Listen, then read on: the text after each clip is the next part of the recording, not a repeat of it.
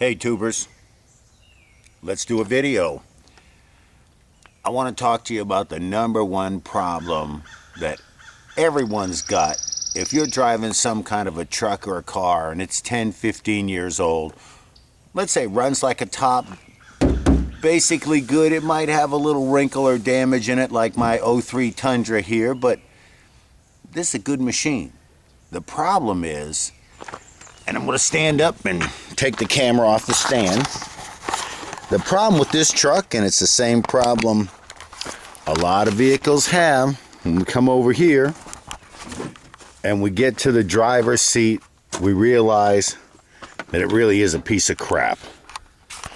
And what's happened here on this driver's seat is the foam on this side gives support to the back. Well, on this side here, it's totally broken free. And I don't know if I can show it with the camera. Anyway, it's broken free.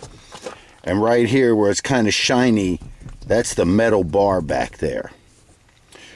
So, you know, that's the problem. And it's uncomfortable now to really drive the ride. And you sit kind of sliding out of the seat. So, looked in my Haynes manual, and they weren't really much help.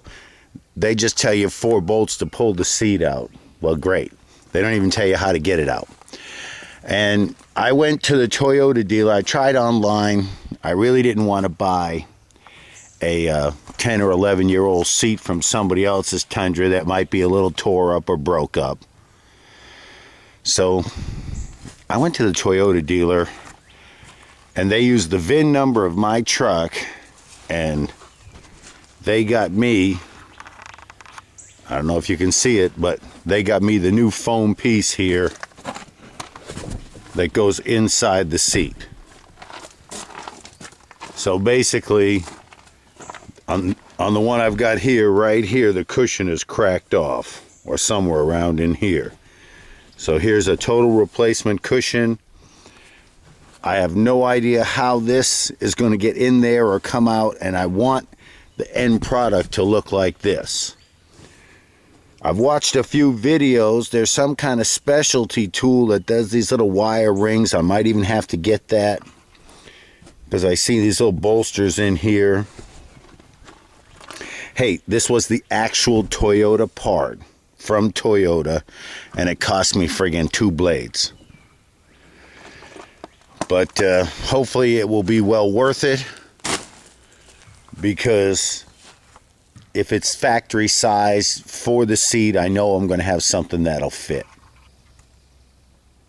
Okay, so I was going to try to do this with the seat in place, but I have now decided I think it'll be easier to take the seat out.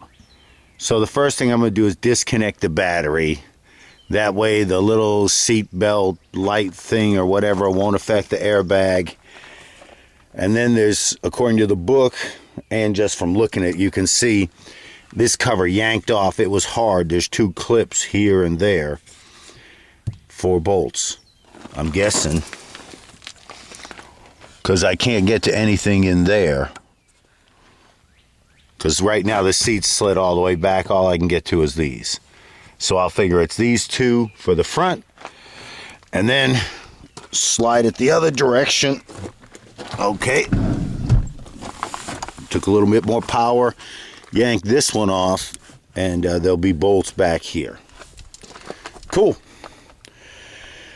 And then I'm going to just take that old seat out, pull off the headrest, and as I figure out things and show them to, find them myself, I will show you what I'm doing. I'm hoping to only have to do the back and not have to disassemble the lower part of the seat. Okay, so the first step is battery and then these 2 bolts. All right, it was very simple to get it up so far. The hold down bolts in the floor were 14 millimeters, and there's 4 of them.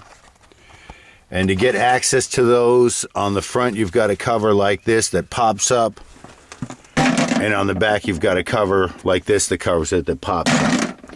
Now, once you get your seat unbolt it and, you know, just flip it back, I've got a little bucket under here holding it up. There appears to be a little one of those wire clip things. This is for your seat belt, and it's the old squeeze pull kind of tab. Okay, at this point I can lift the seat out and figure out, I know the headrest will pop off, but how to start getting everything really apart so I can put it back together properly.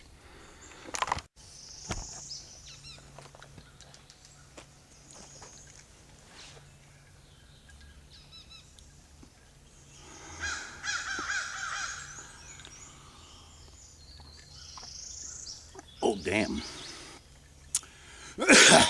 I got the seat out, and I just couldn't resist. It's in the front yard, sitting here. It's not sunny, but it's a nice day. A little cool for me. And, you know, I thought I'd hang here with the biscuit, but she's too interested in chasing the damn cat. Right, Biscuit? Is it a cat kind of day? All right, go chase the cat. So that's what's going on with her. But as soon as I feel ready, yeah, that's how we'll say it. As soon as I feel ready, I'm going to show you how I'm going to take off this headrest. And then what I'm going to do, headrest, armrest are coming off. And then I'm going to disconnect the cloth at the bottom and try to just peel it up and off and see what I expose as I'm doing. I'm not going to show me trying to struggle and do it all, you know, pull it off, because all you'd probably end up seeing is my back and butt. And, you know, that's not going to show you anything. So, like I said, let me finish up here for a few minutes. Hey, you know, this is the hillbilly in me, that I've got the car seat in the front yard. I just feel so good about that. Maybe I should be drinking Pepsi-Cola instead of Coca-Cola. How's that sound? All right, well, listen, the next time you see me, I'll be back to work. Okay, it's just as I thought. There's the bolt. Okay, as you can see, the seat is held together. There's the two long wires, and then there's these wire ties that are happening like at either end in the middle. I've just unbent it with a couple of pair of needle nose, and that's how I'm going to free up the top and the bottom part of the seat. Okay, now's where the tricky stuff starts coming in. The seat's laying upside down, as you can see on its, you know, on its face. I've opened up the back panel, and what that's shown me is on either side here and over here, if you're looking at the back, so there and there, those two tabs, they also have metal connectors. What it appears is these tabs go around to the front and hold the front part of the cloth seat down here in nice and tight at the bottom. So you don't want to cut these, you just want to take off these little metal rings, because you're going to have to rewrap everything. Hey, I don't know if I told you this, it's $200 for the foam, but if you want Toyota to sell you a new cover, they're going to look at you for about $365, $380, something like that. It's outrageous. So anyways, the next step, these little tabs here and here have got to be freed. So I'm going to unbend those wires. Okay, well, I freed up the little tabs, and when I was in the process of trying to get things unstuck, I realized that I really needed to take these little wires out of the two tabs. They were in the slot on either one. So I've removed the wires, and as always, all your pieces should go in a nice bucket or pile. Yeah, let's do that. Okay, every time I run into something new on the seat or some problem, I'm going to tell you, but what I'm going to try to do now is start peeling off the seat cover towards the top to find out how to get those plastic tabs out of the top of the seat. Okay, I'm a little farther along. Hey, look at this, okay?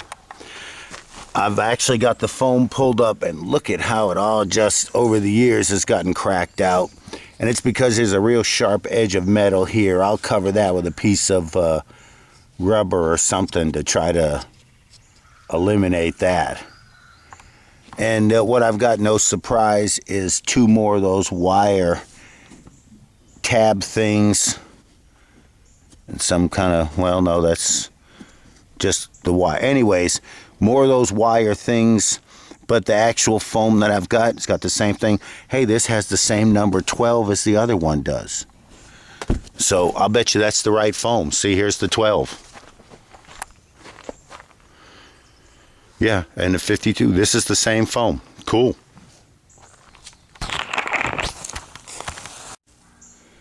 Well, so far the seats come off just fine.